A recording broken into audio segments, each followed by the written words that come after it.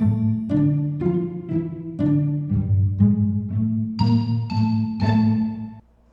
Hora da Coruja já está de volta. Eu vou mostrar para vocês um livro, Filosofia, Amores e Companhia, que conversa muito sobre essas questões cotidianas da filosofia, não é verdade, Paulo? É um livro excelente para quem quer iniciar aqui nessas questões, ó, muito bacana. Você encontra em qualquer livraria ou então em contato aqui com a gente no Hora da Coruja. Joia? E vou colocar então agora uma música que se chama Folhetim, já que a gente está falando sobre novelas, sobre folhetim, e aí a gente explica essa letra dessa música tão famosa e foi tão cantada por todas as pessoas, né? Nessa interpretação, né? E nessa interpretação eu peguei com a Gal Costa. Pode colocar. Você vê, né? Aí a grandeza do Chico está exatamente nisso, né?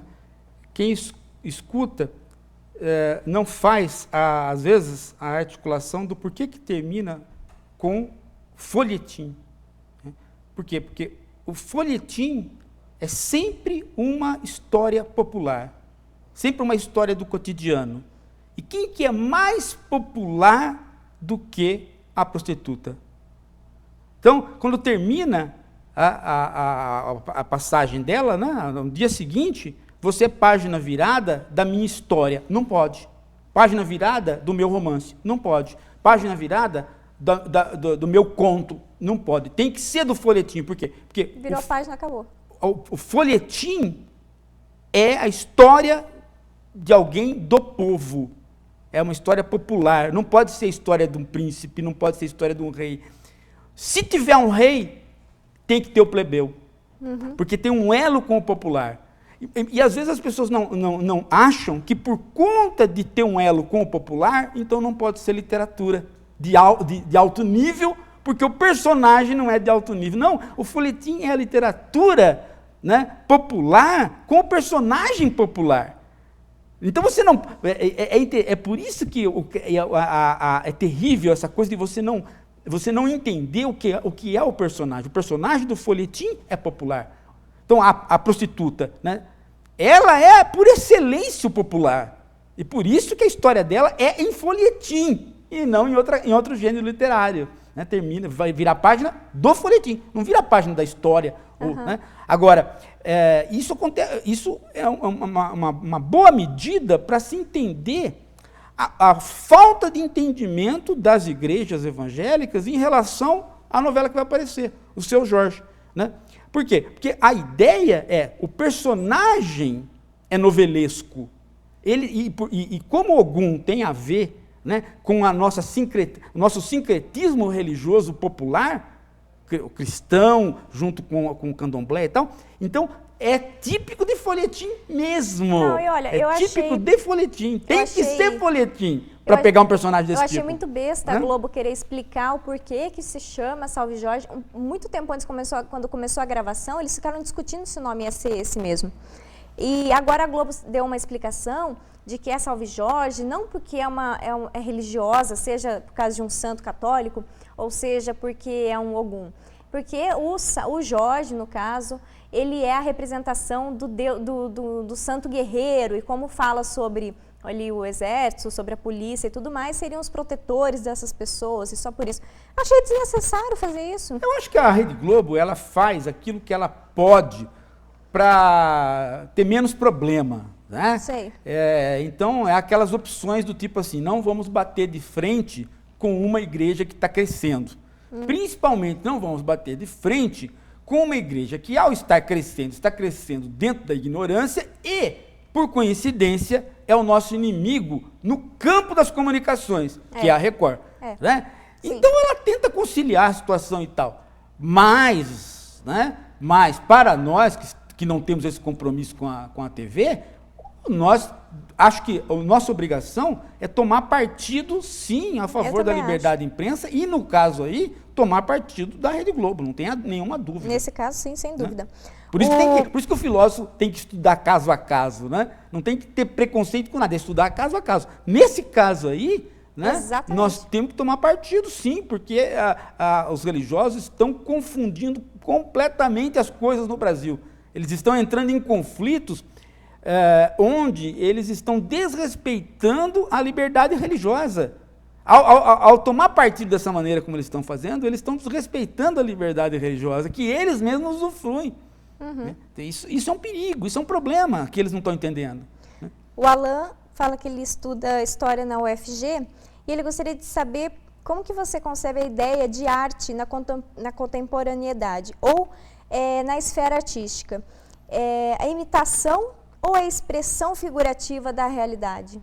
Nenhuma das duas coisas. Nenhuma das duas coisas. A imitação é um conceito aristotélico, platônico, que a gente não utiliza mais, que é a mímesis, né?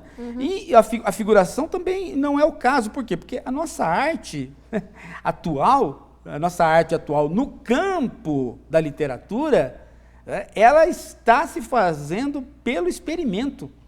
Nós estamos numa época experimental por excelência.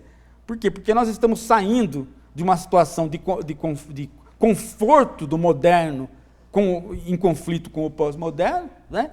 Nós estamos saindo disso, né? Porque estamos numa situação moderna, de repente vem o pós-moderno tensionar isso, né? E de repente o pós-moderno começa a ficar velho, né? E nós estamos numa época experimental por excelência, tão experimental que nós estamos, em algumas situações, tendo altos e baixos, né? Por exemplo, vou dar um exemplo claro no caso da telenovela. Você tem, às vezes, uma novela completamente ruim, né, ao lado de uma novela completamente boa.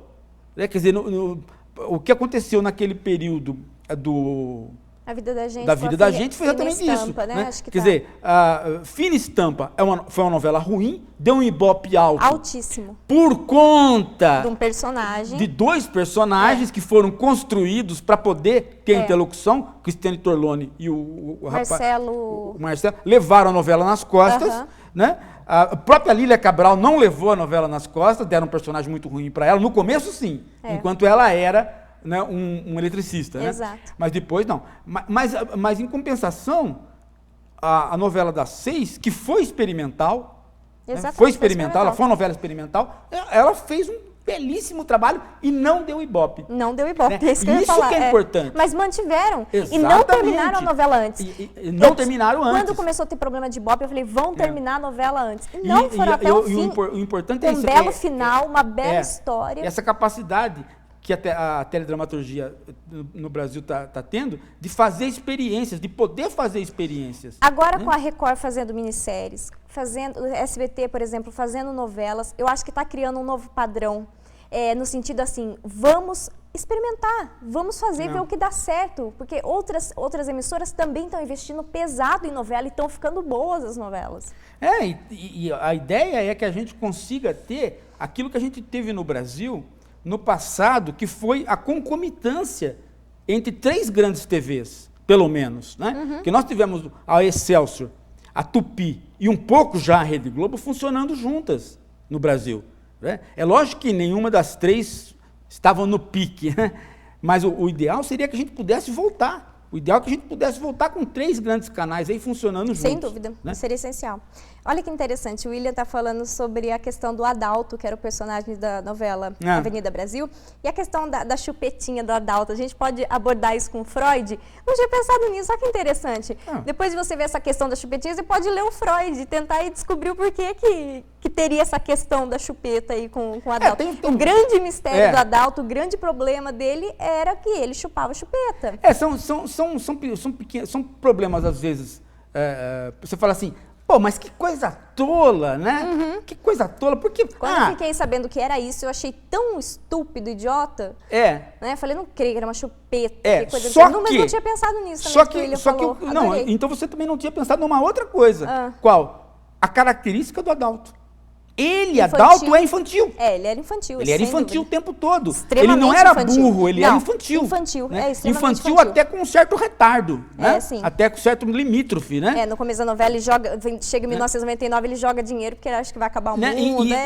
Foi bem interessante. E isso é importante. Uma construção ao longo da novela, porque foi bem interessante. As pessoas fazem... Porque isso é interessante pelo seguinte, né? Porque o Brasil tem muita gente limítrofe que é burra. Né? O burro existe, o limítrofe existe, né? E é interessante o seguinte, as pessoas precisam aprender a seguinte coisa: o fato da pessoa ser burra e ser chamada de burra, como o Adalto foi o tempo todo, isso não desmerece ela. Por quê? Porque ele tinha outras qualidades. Exato. Né? É isso que é importante. O João está querendo saber se, com esses temas todos que tem da novela, quando chega no fim da novela, os finais de novela estão bem pacatos, digamos assim, né? Não necessariamente. Isso pode levar a uma normalização do pensamento, onde as pessoas acabariam críticas? Não, isso é uma leitura completamente maluca que ele está fazendo. Ele tá maluco, ele não está assistindo novela faz anos. Como que o final é pacato? Te pega fogo no lixão, o cara morre, depois ainda aparece um pai completamente perverso, e no final, né, a situação da personagem é de volta ao lixão, né, para continuar uma sina. E é importante essa questão da sina. Porque a questão da novela era vingança. Né? Mas verdade, não era. Não era. Aí não a questão da sina. Era a questão da sina. E quem que é que faz o papel da sina na literatura brasileira? O Cortiço. Romance o Cortiço, quer dizer, é com o Aloysio de Azevedo, né? Uhum. É com o Aloysio de Azevedo que entra a questão da sina, né? A filha da prostituta, que não sabe que a mãe é prostituta, não foi educado por prostitutas, mas depois vai se prostituir. Aquele naturalismo da sina que está no final do século, que está no final do século XIX e que pega o folhetim e que vai aparecer lá na telenovela, né? E isso daí não é absolutamente calmo e normalizador, não. É interessante como também algumas pessoas, por não prestarem atenção na novela, só criticarem sem assistir, também enche o saco também, né? É que nem um cara que... eu acho que tem muito disso. Tem muito disso porque tem muito também, preconceito. né? A pessoa que estuda um pouco mais tem preconceito. E vamos quebrar com esse preconceito. Tem muita gente que não assiste novela, mas assiste futebol como novela. Né? Sabe o futebol como novela? Sim, porque o futebol é a novela do homem, né? É a novela do homem, o cara levanta de manhã e fala assim, será que o meu jogador vai ser vendido ou não? Mas será que ele ficou pelado no vestiário com outro ou não? Dúvida. Aí ele vai lá no jornal ler. Gente, né? cadernos, jornal só pra isso. É a telenovela do homem. É a novela do homem. Né? É a telenovela do homem que diz que não assiste telenovela. Exato. Né? Eu, como nunca me interessei por homem pelado correndo atrás de bola, eu já assisti a telenovela desde criança. A Glícia Mendes estava comentando que hoje ela assistiu a novela das 7, onde a menininha que tem um pai que é fotógrafo, e ele pergunta para ela o que ela quer ser quando crescer. Ela fala que quer ser professora. Ele fala, nossa, é uma professora? Por quê? Ela fala, porque o fotógrafo trabalha muito. Ou seja, o professor não trabalha muito, né? Ela tá falando assim, poxa, será que a novela não está servindo aí para criar um consenso? Não. Do quê? Para tentar, se a novela não está tentando servir para criar consenso. Veja, eu não sei por que as pessoas acham, eu não sei de onde que vem essa ideia absurda, ridícula, tonta, imbecil e burra, para dar uma de como é que chama? A Raquel que veio aqui. A Raquel outro dia xingou o pessoal que estava assistindo aqui o Hora da Cruz. De vez em quando dá vontade de falar para vocês o seguinte, de onde veio a ideia de vocês? Que vocês acham que a televisão faz a cabeça de todo mundo como faz a cabeça de vocês? Né? Só porque a televisão faz a sua cabeça, não significa que ela faz a cabeça de todo mundo. As pessoas são muito mais críticas do que você imagina. Né? Você não fica pondo um recado na televisão e todo mundo engole, não. Tá? Não é assim que as coisas funcionam. Se fosse tão fácil assim. As pessoas são muito mais reflexivas e discutem muito mais o que a gente imagina. Né? É muito mais... Então, talvez justamente isso que aconteceu com ela, dessa indignação. É um exemplo disso. É um exemplo. Numa frase simples da novela, numa cena, cena completamente boba, onde ninguém poderia ter reparado, ela falou assim, pô, que história é essa de falar que não quer ser fotógrafo porque trabalha muito? Então o professor não trabalha? Quer dizer, é um questionamento. As falas são para você questionar. Exato, são para você questionar. E elas são questionadas. Né? É que muita gente não vai mais em cabeleireiro. Se fosse, aprenderia muito né? Tem muita gente que vai em congresso de filosofia, que agora está tendo um Nampof. Quinta-feira eu vou lá. Então as pessoas ficam lendo paper lá. Né? Essas pessoas não conseguem ir no cabeleireiro e ver a reflexão sobre ética da população brasileira. Então vão ficar escrevendo paper para ninguém. A vida toda. Né? O Júnior pergunta qual a relação entre as novelas e o conceito de indústria cultural do Adorno. O Adorno era terrivelmente contrário à Ele é um crítico da indústria cultural. Só que é importante a gente entender que, por indústria cultural, o Adorno entendia a reprodução, não é? A reprodução da arte, e não a produção necessária. A reprodução que é o problema para o Adorno. Por quê? Porque não é porque a reprodução populariza, não é essa questão também, que você pode filmar o quadro, apresentar o quadro para outra pessoa. Não, a reprodução no sentido de fazer com que a arte perca a aura, né? Que ela perca a capacidade de se pôr como alguma coisa sagrada como é que quando cata e leva embora, essa palavra... Arrebata, que te arrebata. Né? Então a reprodução perde a aura. Por exemplo, você transforma todas as torres de Eiffel de Paris em pequenos chaveiros. Né? E aí você pode estar banalizando a Torre de Paris. Essa é a crítica do Adorno. Agora, o cara educado, ele pode ver 1000 chaveiros, que quando ele chegar diante da torre, ele vai ser arrebatado. Né? Porque a própria torre não perdeu a aura. E o Adorno sabe disso, embora quem faça essa observação para o Adorno seja o Benjamin. Muito bom. Eu vou encerrar o programa e assim que terminar o programa eu vou pedir para o Omar colocar os vídeos que eu tinha selecionado sobre uma história aí das novelas brasileiras. Lembrando que quinta-feira agora o Paulo vai estar na Ampof, lá em Curitiba. Sexta-feira em Ribeirão Preto, no Hemocentro. De manhã. Na parte da manhã. Mais informações, acessa a gente, que a gente é super acessível aqui. Beijo, sempre. Beijo, pessoal. Até semana que vem.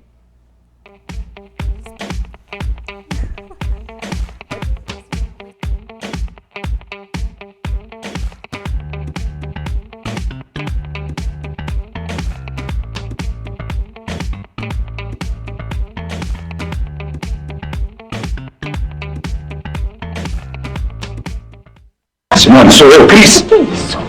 Simone, diga que é você mesmo. Meu nome é Rosana Reis. Quero que vocês se divirtam nesta noite agradável. Mãos na boca!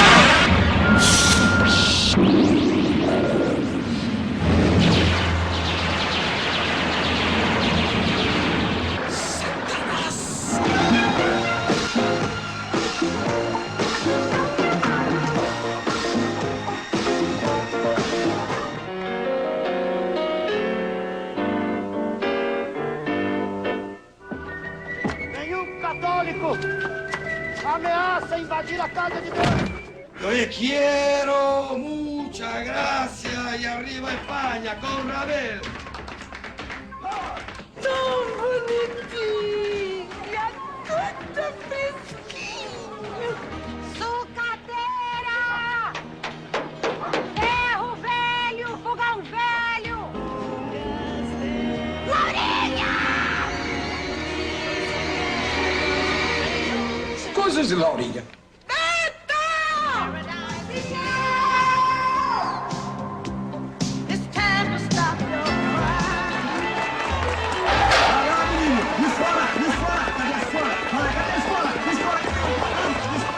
Gosta disso aí, é disso. E eu não sei. Por que você foge de mim, Isaura? Não tem motivos pra fugir nem do senhor, nem de ninguém. É preciso coragem, que a vida é viagem, destino do amor.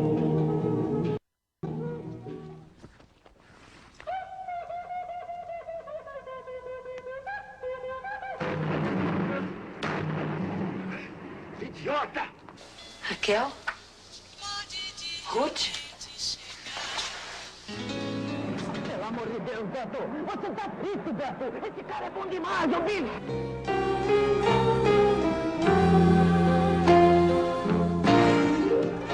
Gabriela e meus camaradas. Vem, abelha!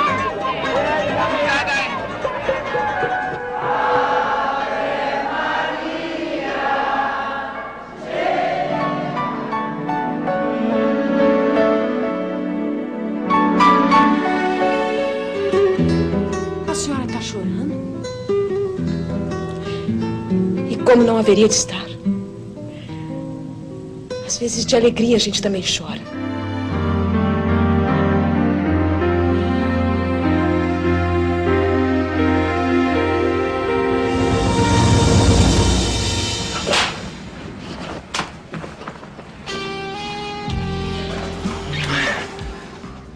É bem melhor assim, né?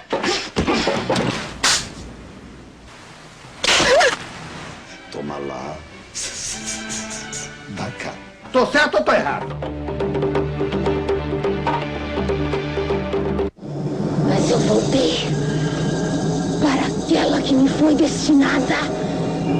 Que milagre é esse que eu nunca ouvi falar? Você vai ser o primeiro! Você!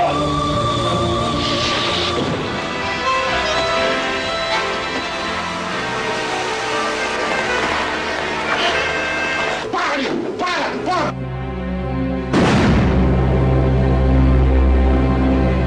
É ela que eu tô querendo! Venha!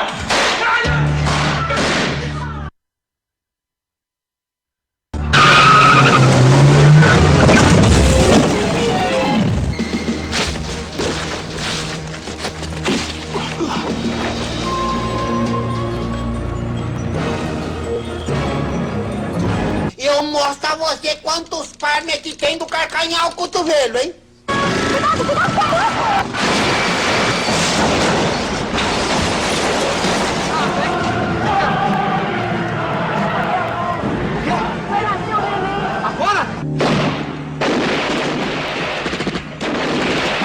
Agora, todos concentrados, vamos pensar somente em coisas belas. É justo. É bem justo. É justíssimo. Vamos deixar os considerando e entrar nos finalmente.